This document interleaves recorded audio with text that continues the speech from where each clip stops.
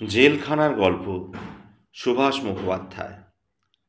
গাছ পাখি মাঠ ঘাট হাট দেখে আসছিলাম চলে, হঠাৎ পিছন থেকে কে যেন চিৎকার করে ডাকতে লাগলো, কমরেড কমরেড বলে।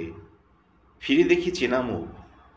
দেখে থাকবো হয়তো কোনো মিছিলে মিটিংয়ে, মুখে খোঁচা খোঁচা দাড়ি, ভাঙা গাল, একেবারে রোগা ঢিংঢিঙে, খাটো ধুতি, মার্কা মারা খাঁকির হাফ শার্ট। কাছে যেতে মনে পড়ে গেল অকস্মাৎ, এক সময় আমরা সব একই জেলে একসঙ্গে ছিলাম। মুখচ্ছবি মনে ছিল, কিছুতেই মনে করতে পারলাম না নাম। আমার কপাল, স্মৃতির অ্যালবামে কত ছবি, সব নাম মোছা। বেঞ্চিতে বসলাম আমরা। এসে গেল তক্ষুনি দুটো চা, গরম গ্যালাস দুটো ভাঙা চোরা টেবিলে বসিয়ে পুরনো দিনের গল্প, সেও খুব রসিয়ে রসিয়ে বলা হলো। দাঁতে দাঁত দিয়ে সব বসে থাকা, কিছুতে না খাওয়া, সারা সিঁড়িতে ব্যারিকেড, বারান্দায় জল ঢেলে রাখা, টিয়ার গ্যাসের জন্য সারা রাত ঝাঁকে ঝাঁকে গুলি। তবু কি আনন্দে ভাবো কেটেছিল জীবনের সেই দিনগুলি।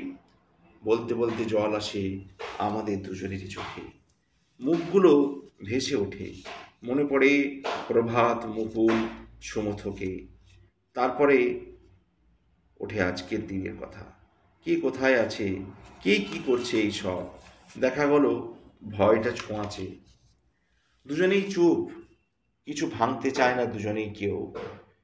কে আজ কোথায় আছি, কোন দিকে, কোন তরফে, যেই বলা অমনি প্রকাণ্ড একটা ঢেউ ছুটে এসে আমাদের দুহাতে দুজনকে তুলে দিল এক প্রচণ্ড আছাড়। সামনের দেয়াল শুধু লোহার গরাদ ধরে, বাইরে দাঁড়িয়ে অন্ধকার। চেয়ে দেখি আমরা আবার সেই পাশাপাশি ছেলে, নিজেদের জালে বন্দি, নিজেদেরই তৈরি করা জেলে।